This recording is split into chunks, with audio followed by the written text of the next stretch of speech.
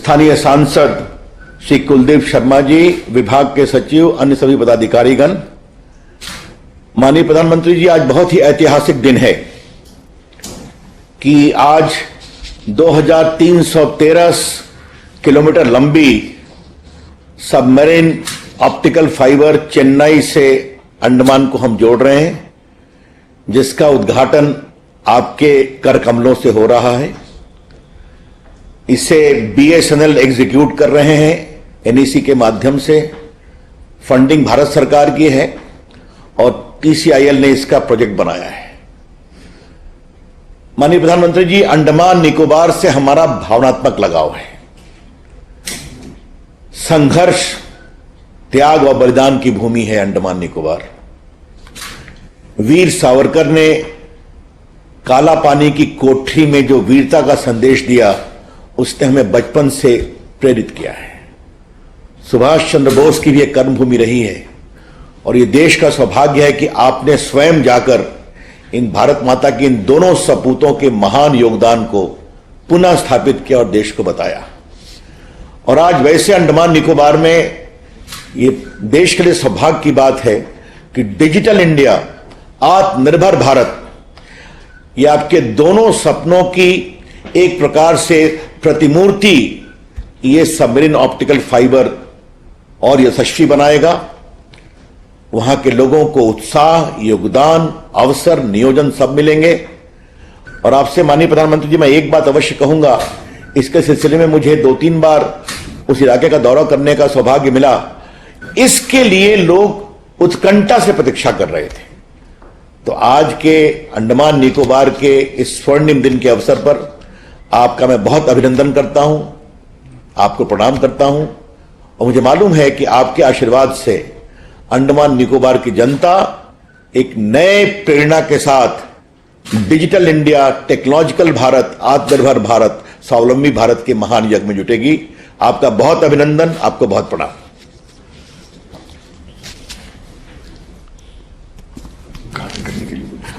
माननीय प्रधानमंत्री जी, आपसे मैं विनम्रता से आग्रह करूंगा, कृपया करके आप इसका उद्घाटन करें।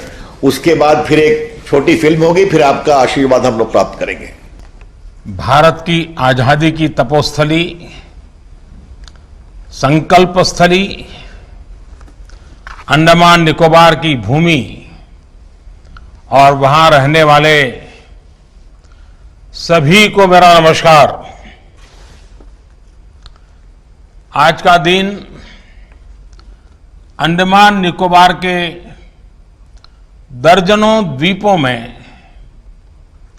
जो लाखों लोग बसे हैं, उन सब के लिए तो अहम है ही, पूरे देश के लिए भी महत्वपूर्ण है। साथियों, नेताजी सुभाष चंद्र बोस को नमन करते हुए करीब 1.5 वर्ष पहले मुझे submarine optical fibre cable connectivity परियोजना के शुभारंभ का अवसर मिला था।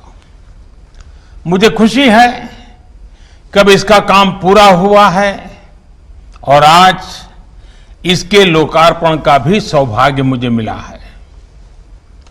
चेन्नई से पोर्ट ब्लेयर से लिटिल अंडमान और पोर्ट ब्लेयर से स्वराज द्वीप तक अंडमान निकोबार के एक बड़े हिस्से में ये सेवा आज से शुरू हो चुकी है।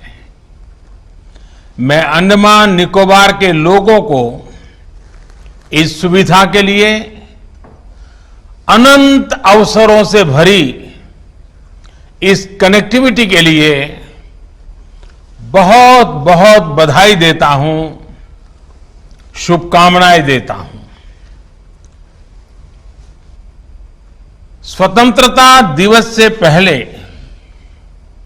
ये अंडमान के लोगों के लिए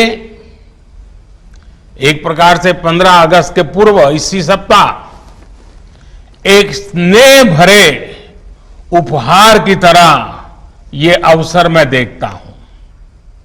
साथियों, समंदर के भीतर करीब 2300 किलोमीटर तक केबल बिछाने का ये काम समय से पहले पूरा करना, ये अपने आप में बहुत प्रशंसनीय है। गहरे समंदर में सर्वे करना, केबल की क्वालिटी मेंटेन रखना, विशेष जहाजों के जरिए केबल को बिछाना, ये आसान नहीं है। ऊपर से ऊंची ऊंची लहरें, तूफान और मानसून की रुकावट। जितना बड़ा ये प्रोजेक्ट था, उतनी ही विराट चुनौतियां भी थी। ये भी एक वजह थी कि बरसों से इस सुविधा की जरूरत महसूस होते हुए भी इस पर काम नहीं हो पाया था। लेकिन मुझे खुशी है कि सारी रुकावटों को किनारे करके इस काम को पूरा किया गया। यहां तक कि कोरोना जैसी आपदा, जिसके कारण एक प्रकार से बहुत सी चीजें प्रभावित हुई, बहुत सी चीजें ठप कर हो गई, वो भी इस काम को पूरा होने से रोक नहीं पाई। साथियों, देश के इतिहास, वर्तमान और भविष्य के लिए इतने महत्वपूर्ण स्थान को वहां के परिश्रमी नागरिकों को आधुनिक टेलीकॉम कनेक्टिविटी देना, ये देश का दायित्व था। एक बेहद समर्पित टीम के द्वारा, टीम भावना से आज एक पुराना और महत्वपूर्ण सपना साकार हुआ है। मैं इस प्रोजेक्ट से जुड़े हर साथी को भी बहुत बहुत बधाई देता हूं। साथियों, ऐसे चुनौतीपूर्ण काम तभी हो सकते हैं जब पूरी क्षमता के साथ, पूरे कमिटमेंट के साथ काम किया जाता है। हमारा समर्पण रहा है कि देश के हर नागरिक, हर क्षेत्र की दिल्ली से और दिल से दोनों दूरियों को पाटा जाए। हमारा समर्पण रहा है कि देश के हर जन, हर क्षेत्र तक आधुनिक सुविधाएं पहुंचे और हर नागरिक का जीवन आसान बने। हमारा समर्पण रहा है कि राष्ट्र की सुरक्षा से जुड़े बॉर्डर एरिया और समुद्री सीमा पर बसे क्षेत्रों का तेजी से विकास हो। साथियों, अंडमान निकोबार को बाकी देश और दुनिया से जोड़ने वाला ये optical fibre project ease of living के प्रति हमारी प्रतिबद्धता का प्रतीक है। अब अंडमान निकोबार के लोगों को भी मोबाइल कनेक्टिविटी और तेज इंटरनेट की वही सस्ती और अच्छी सुविधाएं मिल पाएगी जिसके लिए आज पूरी दुनिया में भारत अग्रणी है। अब अंडमान निकोबार के लोगों को, बहनों को, बच्चों को, युवाओं को, व्यापारियों, कारोबारियों को भी डिजिटल इंडिया के वो सभी लाभ मिल पाएंगे जो बाकी देश के लोगों को मिलते आ रहे हैं। ऑनलाइन पढ़ाई हो, टूरिज्म से कमाई की बात हो, बैंकिंग ऑपरेशंस हो, शॉपिंग हो या टेलीमेडिसिन दवाइयां हो, अब अंडमान निकोबार के हजारों परिवार को भी ये ऑनलाइन व्यवस्थाएं मिल पाएगी। साथियों, आज अंडमान को जो सुविधा मिली है उसका बहुत बड़ा लाभ वहां जाने वाले टूरिस्टों को भी मिलेगा। बेहतर नेट कनेक्टिविटी आज किसी भी टूरिस्ट डेस्टिनेशन की सबसे पहली प्राथमिकता हो गई है। पहले देश और दुनिया के टूरिस्टों को मोबाइल और इंटरनेट कनेक्टिविटी का कम होना बहुत अखरता था। अपने परिवार से, अपने बिजनेस से एक प्रकार से उसका निरंतर संपर्क कट जाता था। अब ये कमी भी खत्म होने वाली है। अब इंटरनेट अच्छा मिलेगा तो मुझे पूरा विश्वास है कि लोग जो टूरिस्ट के नीचे वहां आते हैं वो वापस जाने की जल्दी नहीं करेंगे।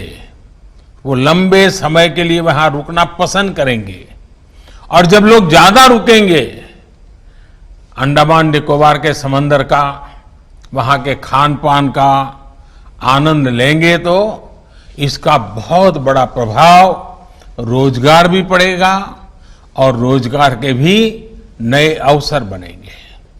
साथियों, अंडमान निकोबार के इकोनॉमिक स्ट्रेटेजिक कोऑपरेशन और कोऑर्डिनेशन का ये प्रमुख केंद्र है।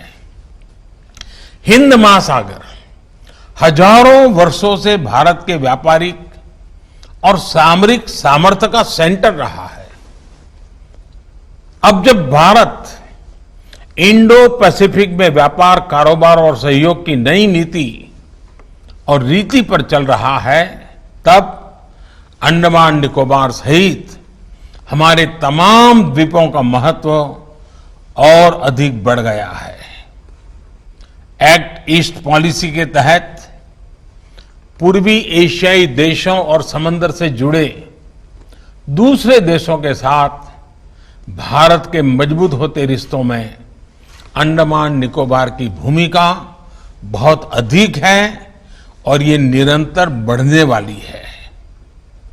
नए भारत में अंडमान निकोबार द्वीप समूह की इसी भूमिका को मजबूत करने के लिए 3 साल पहले आइलैंड डेवलपमेंट एजेंसी का गठन किया गया था। आज आप देख रहे हैं कि अंडमान निकोबार में जो प्रोजेक्ट बरसों बरस पूरे नहीं होते थे वो अब तेजी से कंप्लीट हो रहे हैं। साथियों, अंडमान और निकोबार के 12 आइलैंड्स में हाई इंपैक्ट प्रोजेक्ट का विस्तार किया जा रहा है। मोबाइल और इंटरनेट कनेक्टिविटी की एक बहुत बड़ी समस्या का समाधान तो आज हो चुका है। इसके अलावा रोड, एयर और वाटर के जरिए फिजिकल कनेक्टिविटी को भी सशक्त किया जा रहा है। नॉर्थ और मिडल अंडमान की रोड कनेक्टिविटी को मजबूत करने के लिए 2 बड़े ब्रिज और NH4 के चौड़ीकरण पर तेजी से काम हो रहा है। पोर्ट ब्लेयर एयरपोर्ट में एक साथ 1200 यात्रियों को हैंडल करने की कैपेसिटी आने वाले कुछ महीनों में बनकर तैयार हो जाएगी। इसके अलावा दिगलीपुर, कार निकोबार और कैम्बेल बे में भी एयरपोर्ट ऑपरेशन के लिए तैयार हो चुके हैं। स्वराज द्वीप, शहीद द्वीप और लॉन्ग आइलैंड में पैसेंजर टर्मिनल, फ्लोटिंग जेटी जैसे वाटर एरोड्रोम इंफ्रास्ट्रक्चर भी आने वाले कुछ समय में बनकर तैयार हो जाएंगे। इसके बाद यहां उड़ान योजना के तहत सी प्लेन की सेवाएं शुरू हो जाएगी। इससे एक आइलैंड से दूसरे आइलैंड की कनेक्टिविटी मजबूत होगी और आने जाने में आपका समय भी कम लगा करेगा। साथियों, आइलैंड के बीच और बाकी देश से वाटर कनेक्टिविटी की सुविधा को बढ़ाने के लिए कोची शिपयार्ड में जो 4 जहाज बनाए जा रहे हैं उनकी डिलीवरी भी आने वाले कुछ महीनों में हो जाएगी। प्रयास ये है कि अगले 1 साल में बड़े जहाजों को रिपेयर करने की सुविधा वहीं आइलैंड में ही विकसित हो। इससे आपका समय बचेगा, खर्च कम होगा और रोजगार के अवसर भी बनेंगे। इसका बहुत बड़ा लाभ फिशरीज सेक्टर को भी होगा। साथियों, आने वाले समय में Andaman Nicobar port lead development के हब के रूप में विकसित होने वाला है। अंडमान निकोबार दुनिया के कई पोर्ट से बहुत कॉम्पिटिटिव डिस्टेंस पर स्थित है। आज पूरी दुनिया ये मान रही है जिस देश में पोर्ट्स का नेटवर्क और उनकी कनेक्टिविटी बेहतर होगी वहीं 21वीं सदी के ट्रेड को गति देगा। ऐसे में अंडमान निकोबार में हो रहे इंफ्रास्ट्रक्चर से जुड़े कार्य उसे विकास की नई ऊंचाइयों पर पहुंचाएंगे। साथियों, आज जब भारत आत्मनिर्भरता के संकल्प के साथ आगे बढ़ रहा है, ग्लोबल मैन्युफैक्चरिंग हब के रूप में, ग्लोबल सप्लाई और वैल्यू चेन के एक अहम प्लेयर के रूप में खुद को स्थापित करने में जुटा है, तब हमारे वाटरवेज और हमारे पोर्ट्स के नेटवर्क को सशक्त करना बहुत जरूरी है। बीते 6-7 साल में पोर्ट डेवलपमेंट और पोर्ट लेड डेवलपमेंट को लेकर जो काम हो रहा है उससे देश को नई ताकत मिल रही है। आज हम नदी जलमार्गों का एक बड़ा नेटवर्क तैयार कर रहे हैं जो समुद्र के बड़े पोर्ट्स को देश के लैंडलॉक राज्यों से कनेक्ट कर रहा है। पोर्ट इंफ्रास्ट्रक्चर के विकास में जो कानूनी अड़चनें थी उन्हें भी निरंतर दूर किया जा रहा है। सरकार का ध्यान समंदर में ईज ऑफ बिजनेस को प्रमोट करने और मैरीटाइम लॉजिस्टिक्स को सरल बनाने पर भी है। ऐसे दुनिया के सबसे बड़े सिंगल विंडो प्लेटफॉर्म को तैयार करने पर भी काम चल रहा है। साथियों, ऐसे ही अनेक प्रयासों के कारण अब देश के पोर्ट नेटवर्क की कैपेसिटी और कैपेबिलिटी दोनों का विस्तार हो रहा है। 3 दशक के इंतजार के बाद वेस्ट कोस्ट में भारत के पहले डीप ड्राफ्ट ग्रीनफील्ड सी पोर्ट को सैद्धांतिक मंजूरी दी जा चुकी है। इसी तरह ईस्ट कोस्ट में डीप ड्राफ्ट इनर हार्बर के निर्माण का काम भी तेजी से चल रहा है। अब ग्रेट निकोबार में करीब 10,000 करोड़ रुपए की संभावित लागत से ट्रांसशिपमेंट पोर्ट के निर्माण का प्रस्ताव है। कोशिश ये है कि आने वाले 4-5 साल में इसके पहले फेज को पूरा कर लिया जाए। एक बार जब ये पोर्ट बनकर तैयार हो जाएगा तो यहां बड़े बड़े जहाज भी रुक पाएंगे। इससे समुद्री व्यापार में भारत की हिस्सेदारी बढ़ेगी, हमारे युवाओं को नए मौके मिलेंगे। साथियों, आज जितना भी आधुनिक इंफ्रास्ट्रक्चर अंडमान निकोबार में तैयार हो रहा है वो ब्लू इकोनॉमी के लिए भी बहुत महत्वपूर्ण है। ब्लू इकोनॉमी का एक अहम हिस्सा है फिशरीज, एक्वाकल्चर और सीवीड फार्मिंग। सीवीड के फायदे को लेकर आज दुनिया में चर्चा हो रही है। कई देश इसकी संभावनाओं को एक्सप्लोर कर रहे हैं। मुझे खुशी है कि अंडमान निकोबार में इसकी संभावनाओं को तलाशने के लिए पोर्ट ब्लेयर में जो पायलट प्रोजेक्ट चलाया गया था उसके नतीजे उत्साहित करने वाले हैं। अब इसकी खेती को आइलैंड्स में प्रमोट करने के लिए स्टडी शुरू हो चुकी है। अगर ये प्रयोग बड़े स्केल पर सफल होते हैं तो इसको देश में अन्य जगह पर भी विस्तार किया जा सकता है। इससे विशेष तौर पर हमारे मछुआरे साथियों को बहुत बड़ा लाभ होगा। मुझे उम्मीद है हमारे आज के प्रयास इस दशक में अंडमान निकोबार को, वहां के लोगों को न सिर्फ नई सहूलियत देंगे बल्कि वर्ल्ड टूरिस्ट मैप में भी प्रमुख स्थान के तौर पर स्थापित करेंगे। एक बार फिर आप सभी अंडमान निकोबार वासियों को मोबाइल फोन और इंटरनेट कनेक्टिविटी की आधुनिक सुविधा के लिए मैं बहुत बहुत बधाई देता हूं।